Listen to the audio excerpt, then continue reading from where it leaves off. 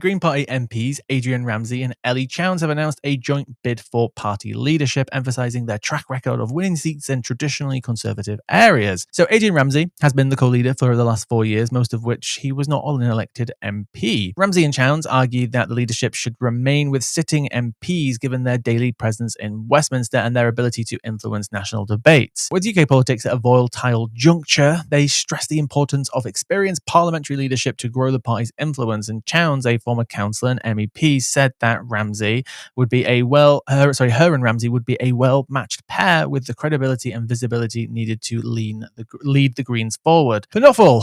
We've got Zach Polansky running, Denya stepping down, who was obviously, quite high profile. We've got Ellie Chowns and Adrian Ramsay running as co-leaders in somewhat opposition of Zach's approach. Is this just going to kind of fracture the Green Party's image and make them seem, a little messy? Perhaps. What are your thoughts on this? I think there's two distinct strategies that are going on here.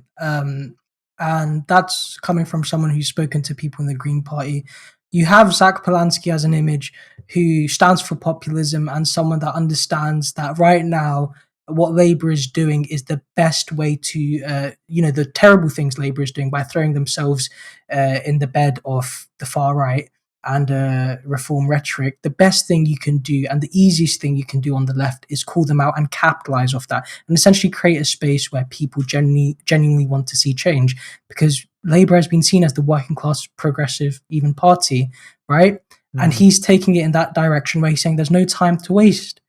We can use this as a way to get the Green Party more MPs, to get them to build more local communities. And we can, in fact, bring the fight to Farage and have real change for working people. And I think what's mirrored is Adrian Ramsay's and Ellie's strategy, which isn't necessarily bad in terms of what they're vying for, but it appeals to older, more sensible voters, which kind of don't want to be anti-establishment, but are okay with a slow-paced way of getting the Greens more power, as long as they sort of represent themselves as sensible and people that aren't anti-establishment. They're a part of the establishment, but they're making sure they're fighting for you.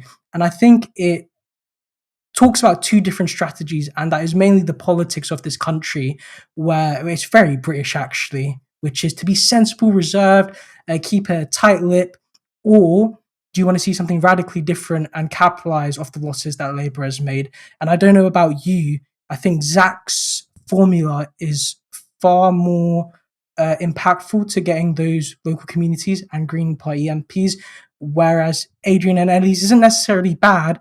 I just don't necessarily think it speaks to a lot of people at the moment outside of their party. I think what's interesting, and Jim's just touched on this in the comments as well, about there's like ups and downs to each win.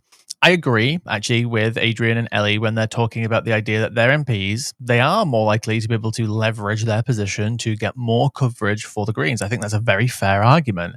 But obviously, if Zach wins and he's the sole leader of the Labour Party, the Green Party, as Jim said, it would benefit the Greens to have one leader, to have this united leader that you can lead behind. But it's almost like you have a London Assembly leader as leader of the party who might not be able to get as much coverage, but that's up to him to obviously leverage his position and power to make sure that he gets coverage and demand it. But then you've also, on the other side, you've got two co-leaders, which I think is bad for the party, but they are both MPs. Again, I consume a lot of political news. I have my own biases about what stories I pay attention to, but even without Turn Left covering Zach like we did very recently, I see Zach on social media. I see him on, I prefer TikTok, but I browse around different places. I always see Zach more. I've seen Zach more than Ellie Chowns and Adrian Ramsay put together. So he's obviously got the profile. He's obviously got the flair, and people want to talk to him. But, will it harm the party by having somebody who's not an MP as the leader? Will that confuse things just as much as the co-leader type of thing does? Yeah, I think it was Adrian that basically put forward the idea that the next leader of the Green Party has to be an MP, but I don't necessarily think that has to be the case. What I do want to stress on top of what you said is Ellie and Adrian are loved within their party. They are, and Ellie especially has a very good track record in local areas, of course. And it's one of the best things that the Greens have done with their sort of strategy of always getting more seats, is being very community based and very community focused. And genuinely gaining the support of people there in order to build up their councillor seats.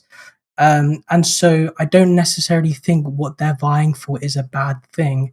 They are very loved within their party, but it's going to be extremely close for a leadership bid from what I've asked people that were essentially have been in the party since 2020, since 2021. They genuinely do feel like it's going to come very close. And I think it does, as people have mentioned in the comments, sort of speak to the strategy of, okay, it's not bad. They have gained local community support. But how are they viewed on the big stage more widely to people that feel like they need a committed leader that is far more, I'd say, able to tackle the right and bring prosperity for climate justice, social justice, and more importantly, what Zach's talking about now, which is economic justice. And I think that's a really interesting conversation that we'll see play out in the next couple months. Yeah, I think obviously everyone on both sides needs to be careful. I think Zach needs to be careful when it comes to certain things like NATO. And if Yeah, Adrian and Ellie want to fight for this, then I think they need to show a bit of Zach what Zach's trying to offer, right? I don't necessarily always agree in the careful and calm, sensible approach that they've got. I get. That they've made success. No one can actually deny the Green success. They're actually probably one of the 100%. most successful parties of the last few decades in terms of their actual growth when it comes to numbers of councillors, how they keep doubling and doubling and doubling, and they don't get the attention that they deserve. All these things are absolutely true. However, is this the right era to be going for that approach when this opportunity is being presented to them? I understand why it would make sense at pretty much any other election before this, but I don't think it'll make sense for the next election with the current climate that we're in. So, Ellie, Adrian, obviously we'd love to have you on the show. And we can obviously maybe talk about this, but I do think they need to harness a bit of Zach's flair and power if they want to be able to compete and win over, younger people who find people like Carla and Zach attractive, because those two have raised their profile massively just in the last year. And I'm sorry, but I read and consume a lot of news and politics, and I barely hear anything about Adrian and Ellie, and that's probably the fault of the media too. But Carla, Denya, and Zach have managed to overcome that. So why haven't they?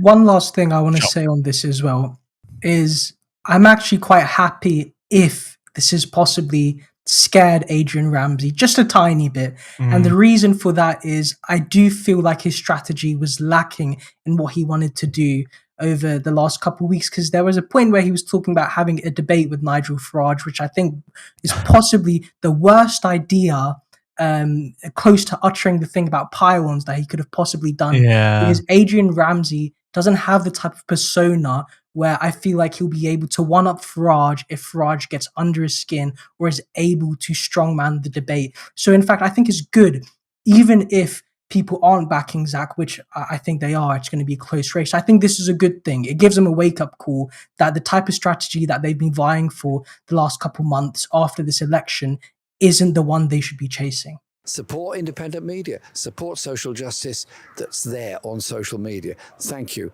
Turn left.